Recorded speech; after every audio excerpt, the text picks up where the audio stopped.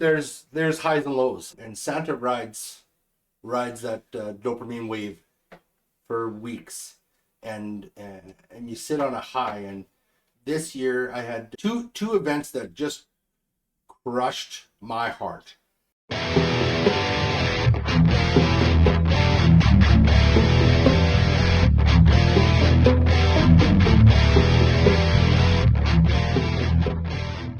Welcome to this edition of Wiens World. I'm joined by Thom from the Santa Stop. How are you doing today? Oh, it's been a hell of a season. That it has, eh? Yeah. So talk about it. What's happened this season? This season, as in business, we always want to grow and grow. This has once again been the busiest season that I had. 79 events are under my belt, and 75 or 74 by myself personally. How long of a time? Like, that's not just in December, is it? That's starting, I think it was November 9th, November 8th. So there's a bunch of November events, and then December is just bring it home. So you're doing multiple a day then? In some cases, yes. Some stops are 10, 15 minutes, and I worked at the Regent Cineplex, 4-hour stop, right? I don't get too many long ones like that, but St. Anne? St. Anne, yeah, that's a couple hours here, yeah. There's some amazing things that I've been doing over the years, and St. Anne has their Main Street Christmas, which is great. Sarah's got a heart of passion for the community, and sometimes it's overwhelming listening to her. She's just so excited, and it's so wonderful. And at the end of the day, our communities need people like them, need people like Sarah and her team to be that Spitfire, to be that ball and get it rolling, right? Richard's another amazing community. I've been in there the last 3 years as well for their Richard Community Christmas, which has been very cold. I'm not gonna lie, but you know what? We're there for it. Then we do our parade runs that we do. This year we did Grunthal, St. Pierre, St. Malo, which was great. St. Malo, for as small as a community as they are, probably has one of the biggest turnouts for people. Really? Yeah, they have a community that's word of mouth. I don't know how they're spreading the word, but there are hundreds and hundreds of kids on the streets, and families. I shouldn't say kids. Yeah. Families. And Santa's for everybody, all ages. Absolutely. Like 85, 90-year-old women who come and sit with Santa, they're still giggling. And even the older men, like they're, I get on here and sit on my lap. And I get them. I get almost everyone. You know what? I saw you, the first time we met is I saw you getting gas here in town, and I was just like, I have to go meet him. And, yeah, 100%. It was like, turn the car around, quickly whip, and we ended up talking, and then that was how many years ago? And 3 or 4. so that's been great from there, right? So yeah. Well, and it builds, and relationships build, and that's how we make it turn around. It makes the world turn. Yeah. So let's go back into, you've had a busy year. It's been a crazy time. Do you still have time for life during this time, or is it just your Santa and that's all you got? Yeah, pretty much. Come December, it's tough. Like this year, I think it was the first Saturday of December was at the 7th. I had the suit on, and I've worn the suit every day since then, except for Friday night. But I also have to wear it one more day tomorrow. And that's the final one? That's my last one. Okay. For the season. Yeah. So you're looking forward to that? Does it get overwhelming? Are you like, okay, now I can take a break, or are you just, I'm going to miss this? I used to do a lot of theater stuff, right? And rehearsals. It gets to the point where you're just like, rehearsal. Then you start to do the show, 3 or 4 shows, whatever it is. And you get to that last show and you're like, no more rehearsals, and you're excited. You do the show, you pour your heart and soul out. And it's just like the little just for laughs guy. Yeah. It's over. And it's there. And then a few days, once it's over, it's crash. Yeah. It is time to crash. Like you ride this roller coaster for weeks and weeks and weeks, and then you get off. Yeah. And it's just, there's huge pros, like I was telling you, and there's cons, right? You're out of peopling. You no longer want to people. You want to just sit back, relax, and but when you do that, then your ticker starts to go a little crazy, and it gets overwhelming. You're out of peopling, and then I invite you on here to just go another hour, and it's just for fun, right? Oh, it's good. It's good. Yeah, it's all for the good. So Santa, whatever. Let's go back. Where are you from?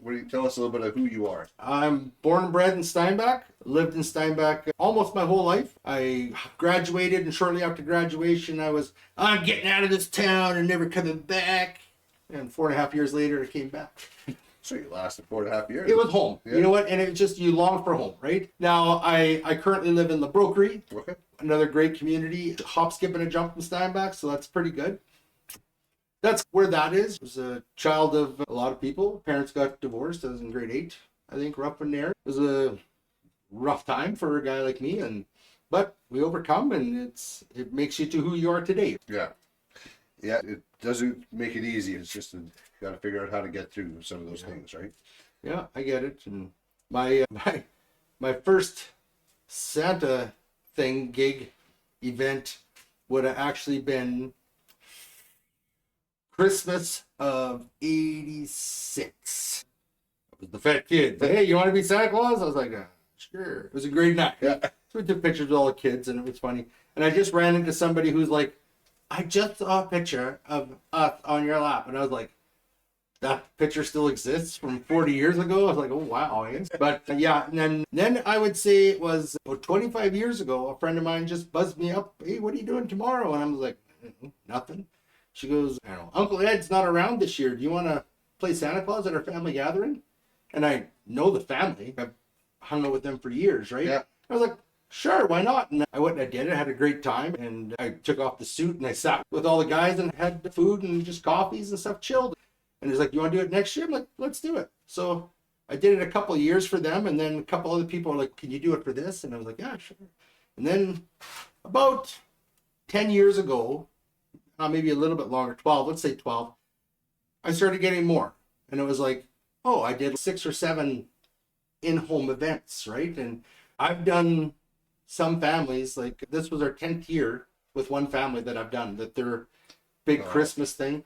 There's others that I've got who have been regulars since everything. Like one family, I've been at their home Christmas morning, 8 a.m. for the last 8 years. And I had a Christmas Eve, I have the same group that I've been doing for years as well, still on board. Like we went right through COVID, right through everything. We just went. Yeah. And it actually was COVID that boomed my Santaing. COVID went and said, you cannot be Santa Claus anymore. And if any good person watching, any good woman knows, you don't tell a man what he can't do. And so, yeah, I didn't like that. And I went with I was public health officer guy. Can I do this? Nope. That would be encouraging gathering, making you subject to fines. Can I do this? That would encourage gathering. It was the verbatim, everything. And all of a sudden it came out to do a 1-car parade. We were like, we can do that.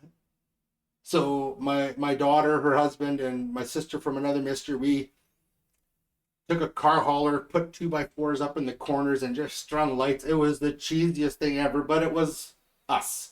And we drove through a bunch of communities in the Southeast. We bought a big speaker, just singing. That's when I met you. I'm pretty sure. I think that was. Was it? Well, it wasn't on that night. No, maybe not that night, but it was. I was in town, yeah. But we financially, I think before that, I would make about $400 or $500 in a season, right?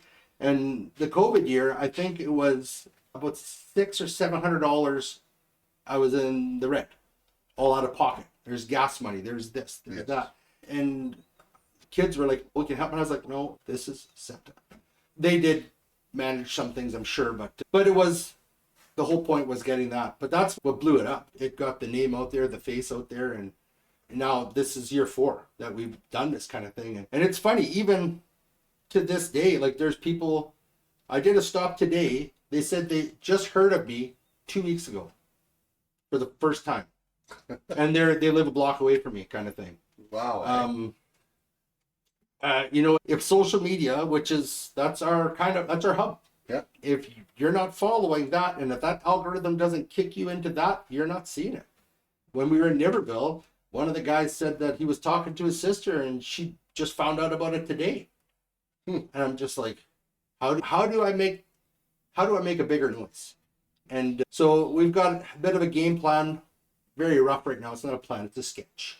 It's scribbling. So we have some thoughts to help improve for next year. There's going to be more boots on the ground way earlier in the year.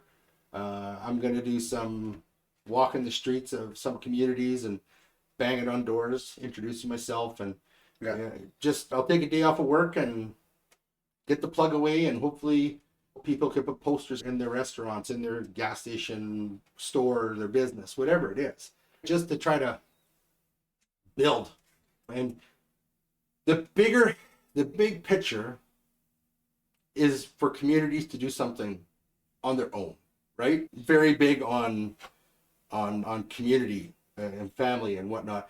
It's like you need to work on your home first, and once your home is fixed, you can help your neighbors. Once your neighbors are fixed, you can go to your community, and once your community is fixed, we just keep going. Yeah. But you got to start at home. You got to start here. Yeah. In your own self. Absolutely. And sometimes we skip that step because we think it's a different picture, and we can get in more into that. But eventually, because like I do all this, me and myself, my daughter, my sister from another mister, there's 4 of us. But a lot of it is me.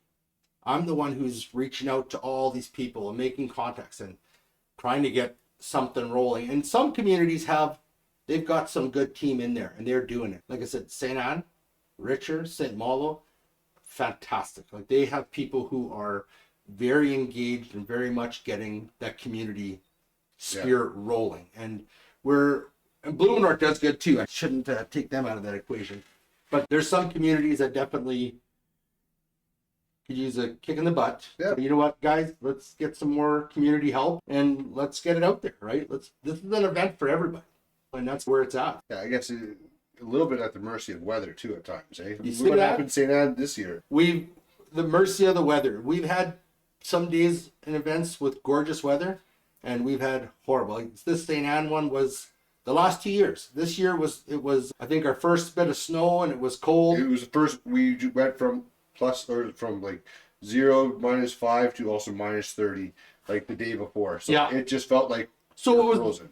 It was the first taste of winter, so everybody was all scared of coming out. Yeah. And I get that. I don't want to go out when it's -30 if I don't have to. Yeah. And last year we had a big storm the night before, and the roads were all icy. And it was windy. And it was so. May not have been terribly cold, but that wind bit hard. And the first year that we did it as a Main Street Christmas event, it was huge. It was huge. It was gorgeous.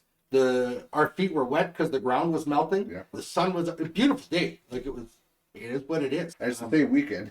Yeah, same weekend. I have gone out during, I don't want to say blizzards, but close to it. And 2 years ago, we did a big run. We went through Vida, the Grunthal, St. Pierre, St. Malo. And we came here to St. Anne after the next day, but my nose had a big scab on it, as I guess I got a very light case of frostbite. And it was about 2 weeks later, we did another outdoor event, and again, just that bridge of my nose was red, and it was like I don't want to really say a scab, but it definitely wasn't normal. But the show must go on, right? Show must go on, yeah. And you do it more not for yourself, you do it for the kids, and you give those kids that memory, you give the parents those memories, or the grandparents. Like, you do it for, I don't want to sound like an entertainer, but you do it for the show. The show must go on.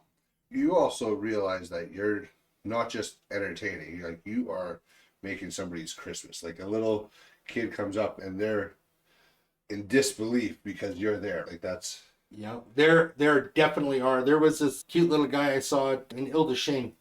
He comes up to me and he's walking without his caregiver, and he's walking very slowly, and it's like odd. And he starts to put his arms out, and he's, can't believe I get to meet the real Santa, which is just, your heart just explodes, right? And that was a huge positive burst of love for me this year, like one of them. And it was like, it's just moments like that make it all worth it, right? We stop at Grunthal Mental Home. We get off our sleigh, and I walk into the building with a speaker and microphone, and I sing a song. Try to make sure it's one that they're going to know. I'm not going to sing Mariah Carey or nothing like that. But I think this year I sang Joy to the World. I think George Strait version or some country version. And you know what? And the people, you could see them singing, maybe not loudly, but they were moving their lips. And you could see in their eyes, like, how much joy that it was bringing them. These are seniors, right? And my friend's grandma lives across the street, and there she is waving. I told her, I said, I'm almost wondering one day if she's going to throw a pair of bloomers out the door at me or something. She's super excited, right? And I love that passion for the Christmas holiday. It's great. I don't know that I'll ever forget the first time you came to my house, and my kids, they were so like, oh, I don't know this, I don't know how to process this. On one hand, they're like super excited. On the other hand, they're teenagers and they have to be cool, and they're trying to battle that. And just that experience of. Did we not do the water race that year? You did this year. Yeah. And your boys was we raced who could finish water first. You did, yeah. You took a bottle and you guys each chugged her down. Go, yeah. Yeah, it's like a Christmas tradition. That's just it, though. Coming into somebody's life and making that difference, right? Because for you, it's like, oh, I need to hydrate anyway.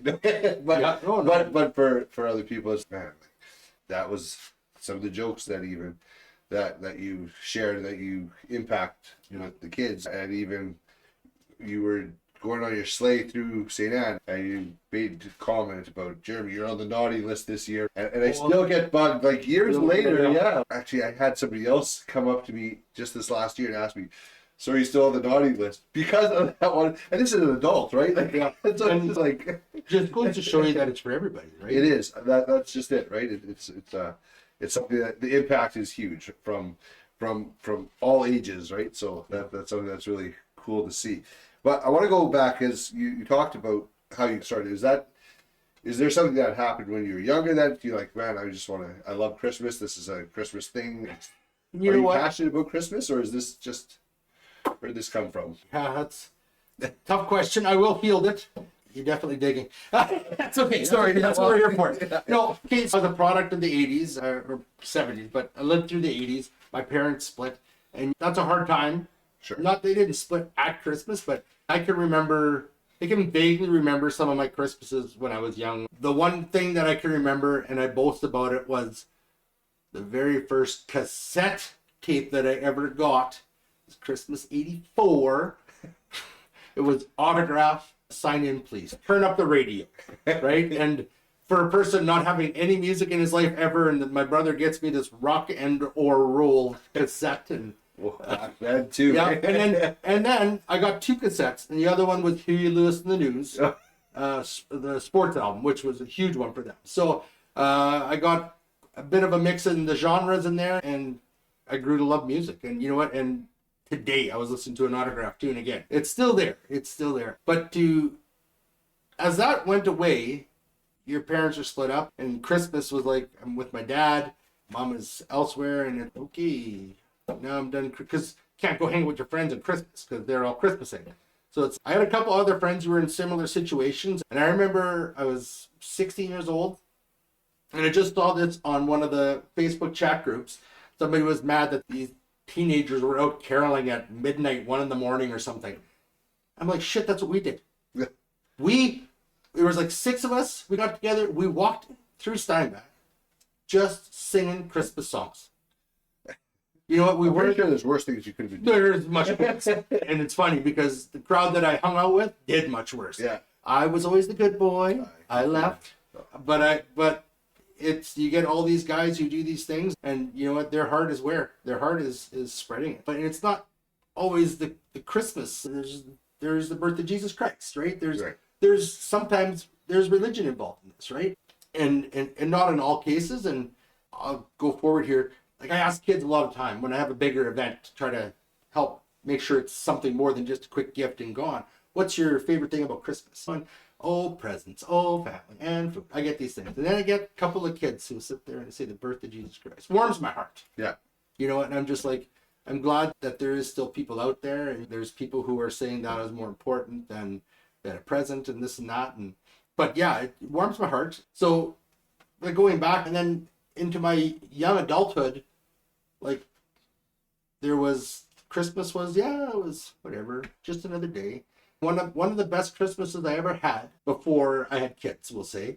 I was with my mom and my brother, and we had some gift. It's kind of here, and we played games.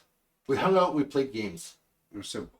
It was togetherness. That's family togetherness. That's what it was. And so yeah, that would be some of my favorite Christmas things before children. Children bring it to a different level. It's completely Great. But I never played Santa for my kids. no. Not my daughter, because I wasn't in it yet, but my son.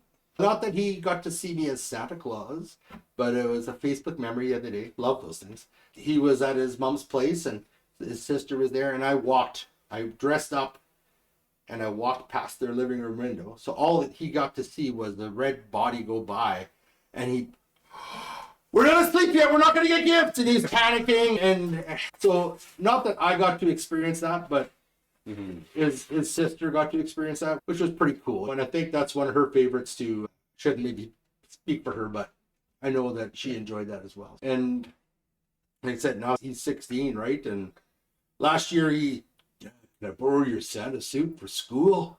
I'm like, yes, you can. I'm all excited. So, but yeah, I don't know if he's too cool for Santa or not, but we'll see. Yeah. When I was in grade 12, I actually played Santa in the mall. I did that for one season. I don't know, again, I had the body for it, so they put me in there, and after that they decided to hire a real Santa, and fair enough, I get why. But if you don't want to get asked to do it a second time, don't do it the first time. No, yeah, maybe not hire a 17-year-old. There's pros and cons. But you know what? Okay, so let's go there. I've never been a mall Santa. Okay. I question it, and I'm such a hypocrite because I sit there and I say the hypocrisy. Like, they're charging money for all these pictures, right? And yet I'm doing the same thing on a different level, right? So I'm a bit of a hypocrite. Sorry. But when I see a family of 5 or 6 and they want pictures of their kids, depending on where you go. But I think the lower ends are like $15 a photo. So now you want a picture of individual kids, but you probably want one with all. So you got 5 kids, you're looking at 75, you're looking at $90, right? Very quickly adds up. Or you get me to come to your home for 60 and you use your iPhone or your personal camera and you take 50 pictures. You want a picture of just the 2 boys and the 4 girls, whatever. Take them all, right? And I bring the extra experience to your home, that personal touch to your home, which you'll never get that at a mall, right? Absolutely. Now, I kind of wouldn't mind dabbling just to see how it is. I know it doesn't pay the same, and I get booked. So for me to go and work a mall shift, they would want me to be committed to X amount of hours, I'm sure. But for me to work 4 4-hour shifts, you know what, I'll do better in 4 hours on my own than I probably would on those 16. Yeah, but you're also going to have a lot more expenses on your own. Like, if you're doing your driving, if you're doing that, you have a bunch of other things that your whole setup costs money. Your whole, so there's different things. You should be making more as well. Yeah. Because you're also investing more, right? I've been told many times I don't charge enough. And I said, you know what? I won't use names, but I'll never be the millionaire. I'm not doing this to become a millionaire. I'm doing this to make sure I get by. And I do. This season does Santa. I won't lie. Yeah. But so many people, like I had one of my supporters, he stopped, we were yapping, and he said, you know what? You need to make this bigger. Like, he's like, you need to be able to make this. Because now I'm like I'll say maybe a month and a half window of income. And he says, you need to stretch that so it's 5 6 months of income. And I'm just like, I don't even know how I could make it that much bigger. Right. But I mean, with coaching and maybe people pushing me a little bit, maybe there's things I haven't seen. And so we're looking into the not-for-profit. Okay. For some of the things we do. Because this year, I think it was 44 hours I sat for free photos with Santa. Cost is a tin for the bin. And that was through 9 different communities. I think there was 15 events in 9 communities or something like that. and the sponsor supporters, they help pay for that. That's what they do. You know what? But like right now, we're not enough profit. It's just we have our monies set aside, allocated. We want to spend this on this, and this was the first year. So year 4 was the first year that our team got money. It wasn't even minimum wage, but they got money this year for their time because we log our hours. And I know like last year we logged, I think, 140 hours of works. Nobody got paid a dime for that, right? Now we say that 140 hours, that's the stuff that we take care of. That is nothing when I do all the behind the scenes stuff and contacting somebody here, there, stopping in here, that none of that is tallied. And I wouldn't even want to start to try to think where that would go. And last year we bought balloons. Cute little balloons. I bought 10,000 balloons. Okay. And I was like, cost me, I think, $3,800. Okay. So we didn't make money last year. But the way I looked at it was 10,000 balloons. Like I said, am I going to get rid of about 2,000 a year? I said, I don't think so. But I figured it's a 5-year investment. So now that $3,800 looks like an $800 investment. Not so bad. And it's funny that that was a plan. And I have probably about 5,800 balloons left. I broke into the bag that was, I had 6,000 left, and I had to break into that bag to do the last few things. Yeah. And I try to bring these balloons to any of the free public events. You know what? You get a balloon here, you get a balloon there, right? Yeah. When we're tossing candy at parades, goodie bags. Candy is expensive. Oh my gosh. Tell me about it. Yeah. Oh my gosh, candy is expensive. But this year, so last year in the Kleefeld parade, we made 500 goodie bags. And very adamant to my drivers that every kid gets one. I said, if it's a 16-year-old kid, I don't care. I said, but an adult doesn't need it. But if everybody gets one otherwise. We ran out. And which blows my mind when Kleefeld didn't want to do it again. Like you have 500 kids, but even if you said one parent, there had to be 600, 700 people out, right? If not more, right? And they didn't do it this year. So it was like, They didn't do it this year. That's, I don't want to, I wasn't the fly on the wall. yeah. But I've heard volunteers always define that volunteer team. And you know what? And it's go volunteer, people. To find volunteers are always tough. Yes. And then what ends up happening is that same thing falls on the same volunteer year after year, and they get burned out. Yeah, absolutely. It's when you find, and I think Sarah was telling me that they have a lot of youth who are doing a lot of volunteering, which is amazing for the community stuff here in St. Anne. Sarah's reached out, I think, with the schools and started working a little bit with them and some of the hockey programs and some of the She's got connections. like, You know? she has she's worked hard to build those connections, right? I should actually have her on here to talk about some of those things. Yeah. I just have to say hey, and then the hour's gone. But Yeah, pretty cool. Love you. But yeah, she's worked hard to build those connections, and she's done that. So that way, the volunteer base is there, right? There, yeah. So this year we ended up making 1,100 goodie bags. Wow. These balloons, like I said, they cost about 38 cents a piece, right? So we did 1,100 of those, plus candies, and each bag had at least 3 candies in it. And like we're talking, like sometimes right after Halloween, I'll get into the store and I'll buy 10 boxes of discounted candy because it's expensive. So, but each one kind of got a coffee crisp, a Kit Kat, and something else. But it was like 3 treats and a balloon, and they're in little Christmas bags. And so we did 1,100 of them, and we tossed those out in Ile de Chine parade. We tossed those out through St. Pierre, St. Malo, and we ran out in Niverville. When we were running through Niverville, we ended up running out. There's definitely demand in the Southeast for a large event. Like Steinbach, what is the Southeast? Like Steinbach services over 100,000 people easily. And maybe it's who's going to do it and who's going to help pay for it. Who are the volunteers? I don't know if those are all the things, but I need to find somebody in Steinbach to light that fire and say, let's do something.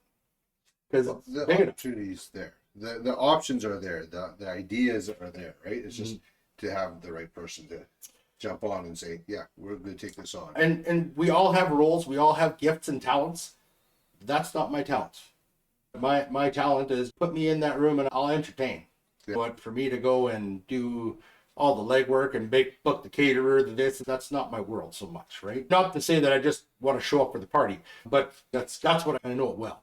Yeah, that's needed, right? You can do all the prep work, but if you don't have somebody showing up, well, and or who's prepared to show up, right? Like when you have teams, that's the youth leader for many years, and you get this person who's the dreamer, Tommy Dreamer. I get called a lot of times, right? Yeah. I can think of all kinds of little things, and I could, even at home, I could look at a pile of scrap wood and go, oh, that would build a beautiful bench like this. I have zero clue how to build a bench. Yeah. But I know that you could. Yes. And so you got the dreamer, then you have a person who can plan and coordinate, then you got the people who can do, right? And I'm a little bit of a doer, a little bit of a dreamer. I am not that planner in that middle. And you need all three of these to do things. Yeah. But back to stuff, we are working on something. I shouldn't say we're working on it yet, but I've talked with some people and talked to the planner at MHV, and I said, you know what, you need to come to this event in Ildeshane. It's a great event. Like, they're serving over 300 kids, right, in their small community. There's so much fun in events, and there's people come from Winnipeg and Steinbach, and they go there. It was so good. It was so awesome. I said, you need that in Steinbach. You need an event like that in Steinbach. Yeah, it's almost surprising that they don't have something like that, right? Like they have a lot going on, and there's a lot of good things in Steinbach. For sure. Like, yeah, but there's some of this stuff. It's just, but it seems the smaller town have more of a willingness to do it, right? And Maybe when you get to a certain size, there's just that many more people to please and that much harder. I think that's part of it as well. Absolutely, right? that makes sense. Now, how do you, like, I remember, like, we drove through Steinbach twice with our little parade thing.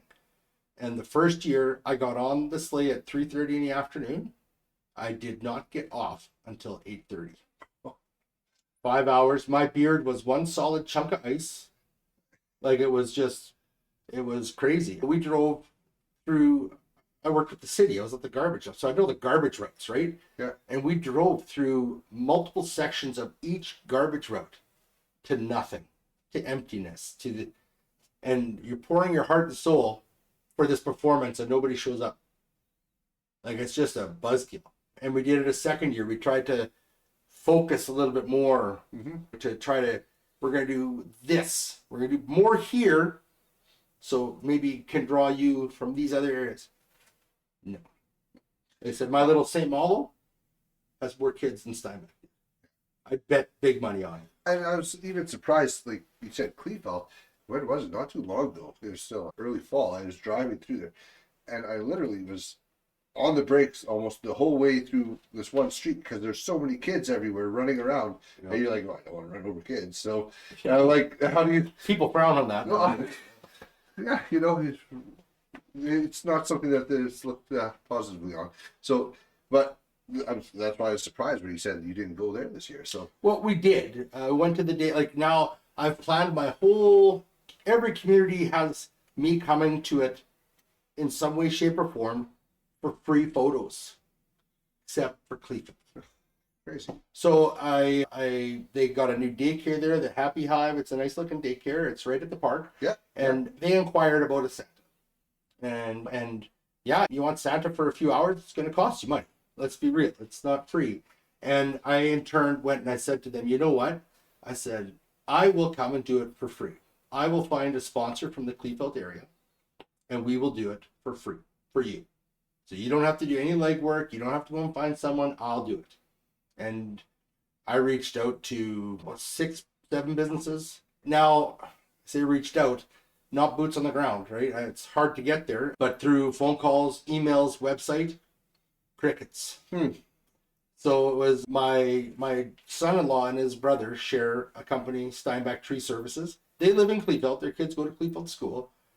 They sponsored me. Okay. They gave me that support.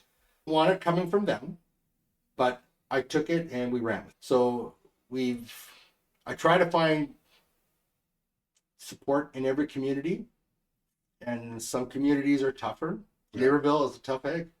I contacted again, same way, through phone, email, website, like 24 businesses in Naperville. I got one reply that said, nope, it's a lot of corporate kind of thing, and that was it. Oh, that's interesting. So part of my plan next year, like in early September, I'm gonna take a day off of work. So you talk about I'm now losing money. I'm gonna go boots on the ground, and I'm gonna walk Naperville. I'm gonna go to all these businesses. As an example, in Naperville is a tougher community. Sure. There's other communities I don't need to do that, like Grunthal, St. Pierre, St. Malo, Richer, St. Anne. I don't have to worry about that. Steinbach, no, I got great support. In Blue Moon, but Naperville and Kleefeld, New Bothwell, or just there's not a lot in New Bothwell. I'll give them that, but there's a few bigger companies, and maybe I need to be boots on the ground there. Like I did contact a couple of them through phone calls and emails, and at some point I have to go and say, if I have no support, I don't need to come to your community. At some point I gotta make a stand. Yeah, you need to get some investment back into the importance of what you're putting in, right? Because, and as much as, it's great for the kids, it's great for everybody. It still comes at an expense, right? And it's not all about money, but it's an expense. Yeah, and price of fuel, and the truck we use is not exactly a new truck, guys. It's a big unit we use, and it sucks. And when we ride that, it's a sail. We're pulling a parachute. Oh yeah. Down the highway. We went to one of the communities. We couldn't even get to 80K, just because it was that much pull. And if the roads are icy, it's even worse. Yeah. And so it sucks back on fuel. Now, like I said, we get Clearview Co-op has been a wonderful support, and they give us gift cards for fuel. Okay. Amazing. Which is great, right? It helps cover this expense. It helps cover this expense. And we would have been with the float, our unit, out a little bit more, but the truck had problems this year. So we didn't get it out as much as we wanted to. There's a couple of events that we wanted to get it out to. It just wasn't going to happen. So we made a decision to limp through 2 parades with it, and that was how we did it. Right. We didn't even decorate it that much this year, so it was a bit of a letdown for us. Like, we felt a little bad about it, but you can only do what you can do, though, right? So there's an element to that. But let's shift gears a little bit now. Talking about that, we'll get into a little bit of the other side of Santa, because if you're ready for this one, we talked a little bit of this off camera. As we hear, we could go on, tell story after story about the joyous times of Christmas and how you had meaningful impact on my kid's life, on even on my life, and different people, like seniors and the children, right? So there's that aspect that everybody knows about Santa, but there's also, I don't know what we call it, the dark side, the scary side, or I don't know what you want to call it. But that's Santa. There's highs and lows, and Santa rides that dopamine wave for weeks, and you sit on a high. And this year I had two events that just crushed my heart. And it's not that it was a horrible event, it's just what I got to witness. I work with, I can't get into too much detail about this, but I work with charity groups, and they send me to homes. We were going to one home, and Mom didn't want us to come. She said, it's been a bad day. Everything's been rough. Don't come. And I said, we need to go. And so we get there, and Mom was not really ready for company. And the social worker, I don't know if it's the lady I went with, took the kids one way, and Mom was standing there, and you could just see she's crushed. Like, she's just down. And I went and gave her a quick hug, and I said, you know what? Tonight's going to get better. I said, get ready, and you can come out when you're ready. We'll take care of this. And kids have so much energy. And these kids were bouncing. They were bouncing off the floors, off the walls, on the couch. And I sat there, and I sat down, and I was waiting. I'm watching them. And I said, guys, I could just leave. I said it quietly like that. Sat down. And we talked to the kids, and just, guys, you need to help your mom. You need to slow down. And I don't even remember what else said. Yeah. It just came out of my heart, and I said it, and really don't think I said anything I shouldn't have said. It's not like, you kids are going to get beaten. And it's not like that. But I know the worker said, you know what, it was perfect. What you said was perfect. Mm-hmm. Mom comes out and we did our event and it's time to go and kids are going to clean up and they're cooperative. And you can just see Mom was like looking at this, like they're helping clean up. And so I go home and that broke my heart just to see a person in that position. And I don't know the financials or nothing like that. I just saw a mom who was exhausted and that just broke my heart, right? And then it was a week later. This one was the kick in the crotch. I was doing a school event in Winnipeg and 125, 150 kids. Tables, rows upon rows of tables. And they're grade 1 to grade 5, I think. Maybe 1 to 6. All right, your high fives and the kids are all, hey, do the mew, whatever, I don't know, and all these things. And they're like, oh, can you do this dance? And you're just trying to entertain. And so you're going with these things. And some kids are asking me what they want for Christmas, or they tell me what they want for Christmas, and all these things. And I get by these older kids, and she was 10, 11, 12. And she goes, can I tell you what I want for Christmas? And I'm like, of course you can. I'm just my big self bouncing everywhere. And I lean down. She's sitting. I lean down. I put my ear to her head. And I'm waiting. I'm like... So I turned to look at her, and she's in tears. I'm like, what the heck's going on? And she said, all I want for Christmas is for my brother to be well. And I'm not ready to hear this. And I'm like, and she looks at me and she says, he doesn't walk and he doesn't eat. He just needs to get better. And I'm just like, what do you say? Mm-hmm. And then she's like, can you make my wish come true? I don't know. I know I didn't stand there for minutes just dumbfounded, but I sure felt like I did, right? And I was like, listen, I said, you know what? God has a plan for him. And sometimes the plans, we don't like those plans. And I said, you know what? But what we're going to do is we're going to pray for him. And I want you to pray for him as well. You know what? Power of prayer is huge. Yeah. I said, you know what? We need to have hope. But at the end of the day, it's God's plan. So you need to have faith in that. And she's, I know, and she's drying her tears, and her friends are like, what's going on? What's going on? And I'm trying to get this girl focused here, and her friends are tugging at her, and I'm just like, and I don't even know what I did to make her smile, but she smiled and said, thank you. You know, and it's now I got to get up, and I'm positive my eyes were watered. I don't think I was leaking yet, but now I still got another 50, 60 kids to go see. So I did that, and the one lady that I was talking with, the organizer, I said, you know what? I said, I need you guys to make sure she's okay. Now, who is she? 150 kids. We got to point her out. And as they were leaving, they had to leave single file, wait for the bus. And I was like, that's the one. So they're like, okay, gotcha. So I was like, just let me know that, or I didn't say let me know. I said, just make sure that she's watched today, because it's a bit of a hard thing. And for a young child to wish for nothing but her brother to be better, like, it was tough. And then I go home with my heart like just overflowing with huge positive emotions and sad emotions. And I get home, shut the door, it's an empty home. Who do I share this with? And you just want to sit down and digress, maybe, I don't know, but it's tough. And somebody could say, pick up the phone. It's not the same. No. Love my mom. She's like, you could just call me. I said, it doesn't work that way. She said, when you get to this point, you're not calling anybody. You've dug a hole and you are here. And the only way to get out of the hole is climb out. And you can look at all the ads in the world. Oh, there's support for you here and support for you here and support for you there. But when you're in the hole, you don't reach out. It's for men, right? It is a huge blow to ego and pride, and we can fix it mentality.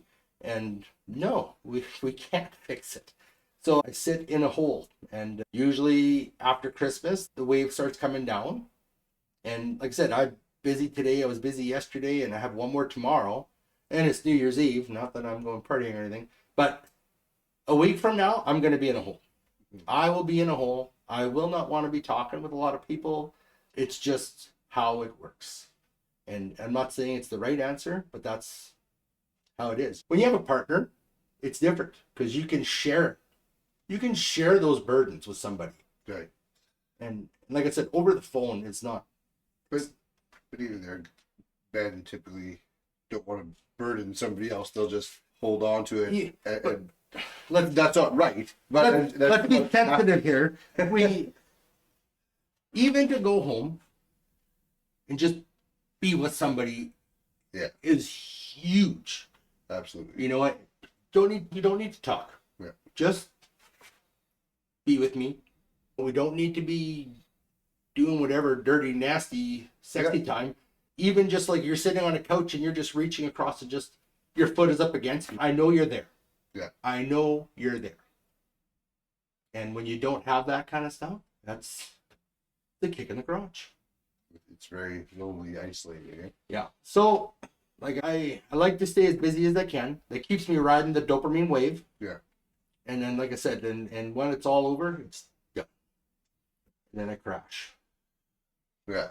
So call me in about a week. I was thinking I'm going to schedule that on the phone already, so to make sure. Yeah. Do you just go through it, or do you have things that kind of help put in place for that, or like how do you work through that? You would think I'd have stuff in place by now, but no. I let the hole sit there, and eventually, I don't know, the hole fills itself and you can be able to pull yourself out. But there's a few days where it's darkness. Yeah. I'm not talking self-harm darkness, but it is just loneliness and darkness. Yeah. And again, love my mom. She's not the answer today. And I don't know how to kind of go through it. Years ago, I took meds.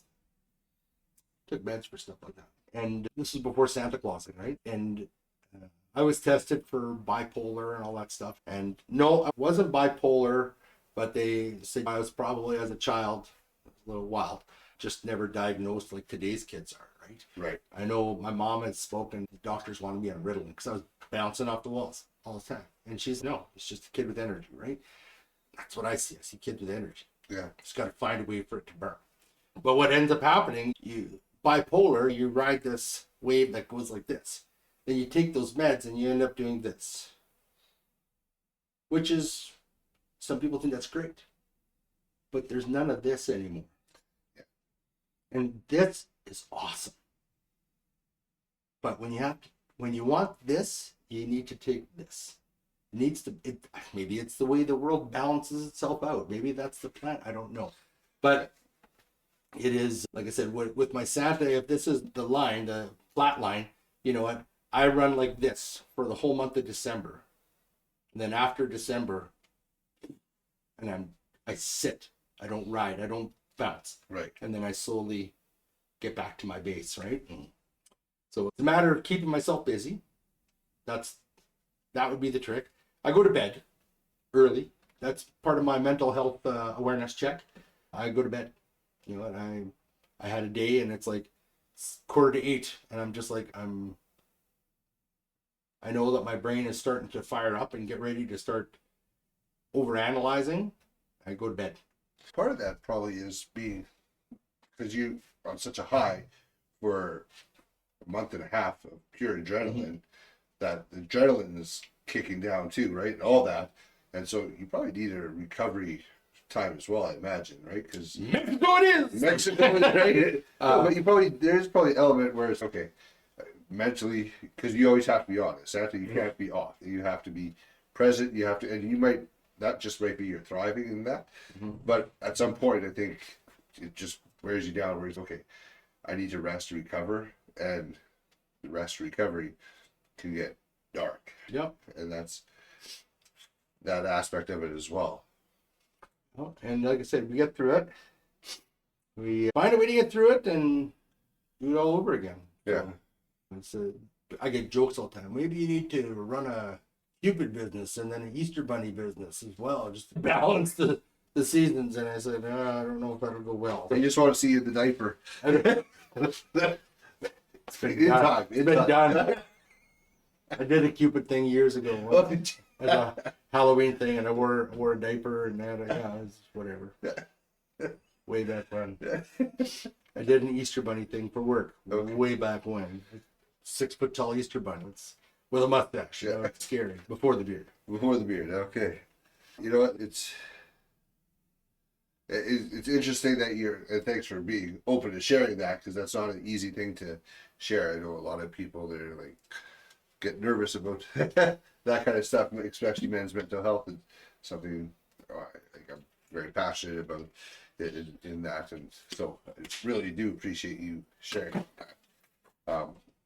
But I hope you find things that help you got to get through that and work through some of those times, so that the lows, find a way that the lows aren't so low, right? And yeah, just so you know, we will be doing Mrs. Claus edition. So we'll get them on that. We'll get a side thing. So if you guys want an audition for Mrs. Claus, there you go. Maybe that's what's going to be needed, right? Frozen cons. You better be careful. You never know what you're going to get with that. Yeah. Throw it out there. That's why it's called audition. Audition. Applications will be down below. Submitted. Send your Oh, it's a crazy world. What's next for the Santa Stop? Like I said, one more event tomorrow. Minor event. Be a good one. Next year, like I said, we're going to be doing the same kind of run. Yeah. Same concepts. And I'll give a plug to Santa Darren. I've hired Santa Darren over the years to do my family. We don't hire, we swap. I do his family event. He does mine for the young kids, right? But in the last few years, I've hired him to do events because I'm booked. People are reaching out to me to book a Santa for this corporate event. I'm booked. Darren, what are you doing? Yeah, I'm very thankful to have that as a backup, because it's when somebody's looking for a product, and he's a good product as well. Yeah.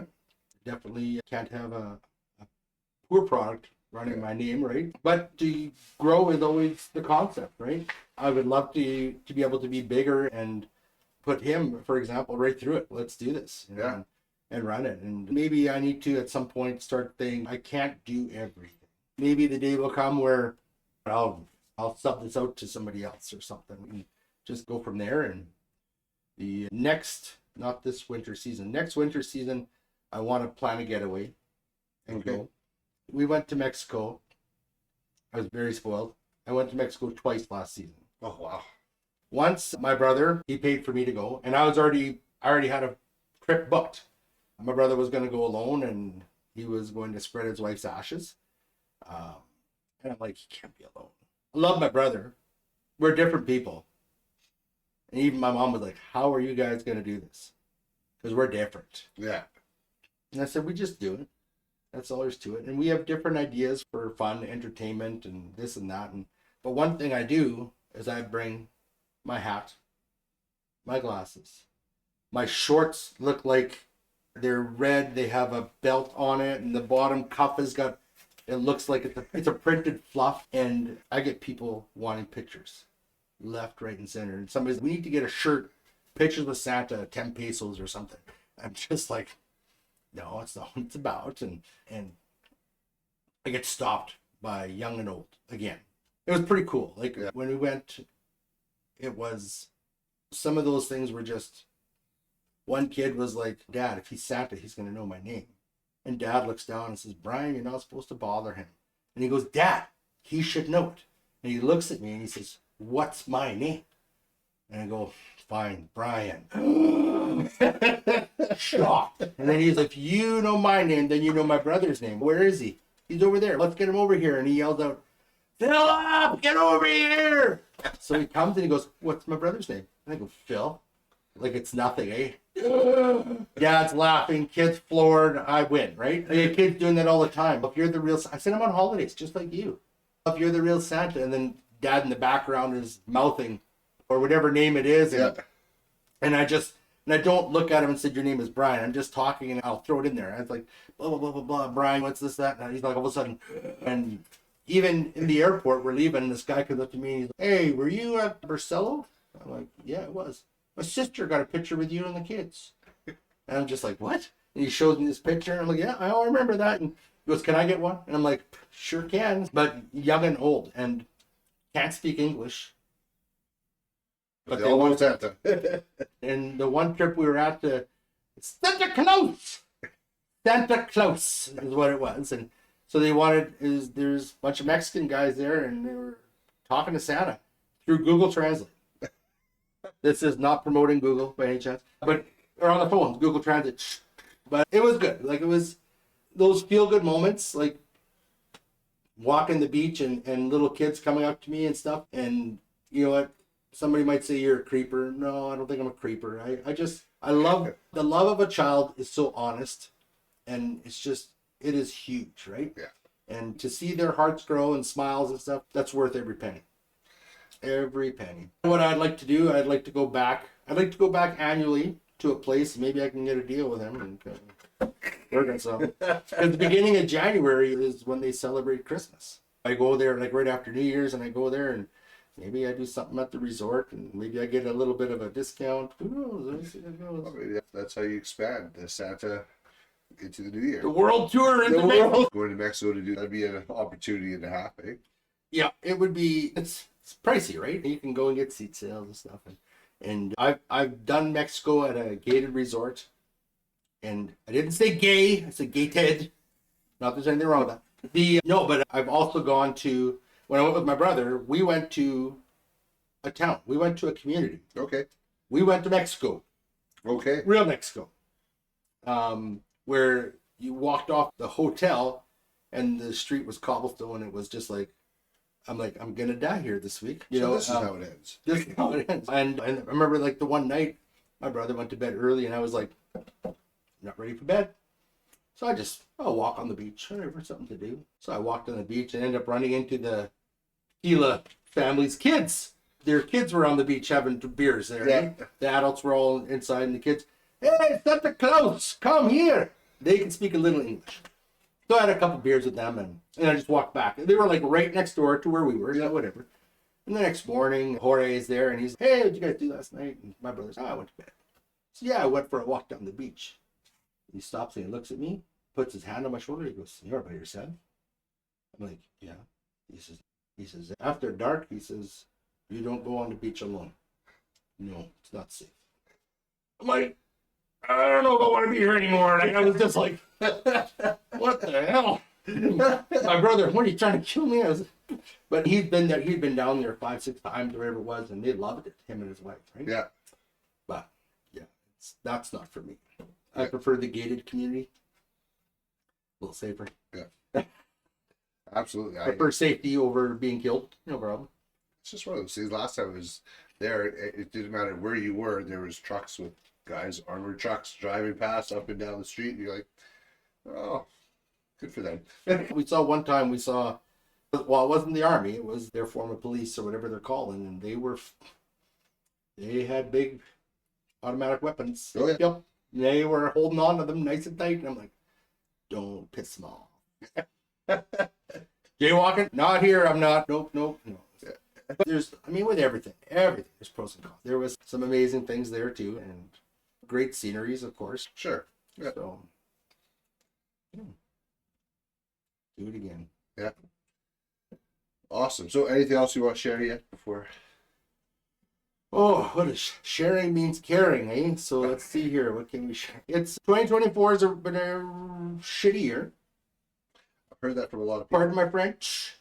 Today is the anniversary I got let go from my job, a job that I loved and I felt I was very good at. I felt I was betrayed. So it was a bit of a kick in the crotch when Facebook reminded me of that this morning. Bless it. Again, pros and cons. But it was a financial, just a kick in the teeth this year, and I just get through it, and like I had a massive pay cut. When I say massive, it's 5 digits.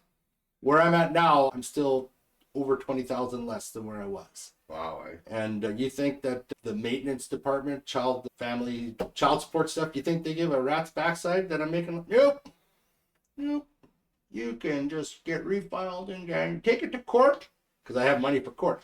Yeah. Or I can refile in January with my Chief Works. which is never January. It's February, March. Yeah, so it's been a trying year that way. And I bought a car in July. Cute little car. I was happy. I was excited. Tossed a rod. Been sitting since end of October. So it's like my $7,000 car that I bought is about a $5,000 repair job. Or I go buy a $5,000 car. Yeah. Can't afford a payment because I got child support and everything. So yeah, it's like I scrimped, saved, borrowed to get this other one. And I've decided I'm going to fix this one. I'm just hoping that Subaru, not a plug, in Winnipeg will take on the job. Hopefully it'll probably be a little bit more money, but at least I'm going to get it done right. So that's my, I did a lot of Santa, personal Santa stuff. So that's every year I've always treated myself with a gift. This year, every dime that I got is going to go to get the car fixed. Santa gets nothing this year from himself anyway. I think that's 2024 has been a lot like that, right? Yeah. And that's something that I've heard from a lot of people, and even for myself. I'm now living here and separated, like on my own or whatever else, right? And that was my choosing and whatnot. But it just, in some ways, it's thought as, oh, this is a kick in the teeth. In other ways, this is preparing me for what's ahead, right? Yep. And just trying to change my focus onto that. That's been good for me. That it's okay. Good things are ahead. It was like, oh, sorry, doesn't have comfortable chairs if you're going to come on the show. One of my big sponsors, supporters. Oh, can't remember his name. Not that he's going to watch this, but still, I know other people will. But he said, you know what? He says, and I haven't quite adapted this into my mindset yet, and I definitely need to work on it, as should you. In life, we have problems, and we have nuisances. My motor blown, that's a nuisance, right? It's something that we can fix and we can work on. When you have a medical emergency, like my boy last year, that's a problem. That's not something that money's going to fix. That's not something, that's just open a prayer kind of thing. And I was like, kind of pretty wise. And it was like, so I trying to figure out, and I definitely need to try to get that more into my mindset and just say, this is just a nuisance, and don't let it burden me the way a problem would. I'm working on that one slowly, and I'm sure I'll work on it more after this season's done. But yeah, you live and learn. That's part of life. And there's different things, like you said. If it's just a car, and cars can be replaced. Like, it sucks. It's expensive. We don't know how it's going to do. Jobs, they can be replaced. They're hard. There's always another job. There's always something else. But people, like family, son, being like things happening there, that changes everything. That's game changer. Yeah. So no, but it's 2025. Whoop, whoop. Are you saying 2025 is your year? I say that. Don't say that. It's Mother Nature or whoever's watching me. It's not a challenge. No, no, it's not. It won't be. It will be a better year. So that's the big plug, and that's where we're gonna go with it. So, no, it's funny. I've seen now looking all over social media. Everybody's like, "How was your 2024?" Oh, it's been the worst year of my life. Oh, it's been horrible. Oh, it's been, and it's just I'm surprised by how many people have said that. Now, I don't know if I probably would have went back last year and looked at the same thing. Probably the same people would have said the same thing, right?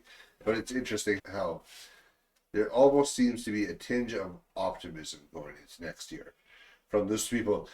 Oh, this was the worst year, but I'm looking forward to X in the next. So I'm like, well, that's really interesting to see that. And that's a trend that I've seen, whether it's on like Facebook, TikTok, or Instagram, or wherever. It's just different people. That's the direction it seems to be going. So, not sure why we also have a shift of optimism in some parts, but maybe it has something to do with an election. Not that we're being political. Sorry. Yeah, I think that's a whole no shoot show. But I think that has a lot to do with it. Absolutely, right. I think there's a shift.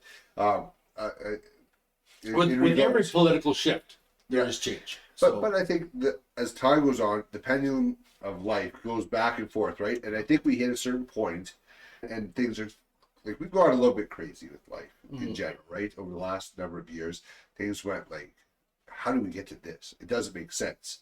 If we would have looked, said 10 years ago, we'd be at this point in life, we'd be like in Canada where we are, in whether it's in the political realm, whether it's financial, or whether it's all these different areas, the education system, all these areas.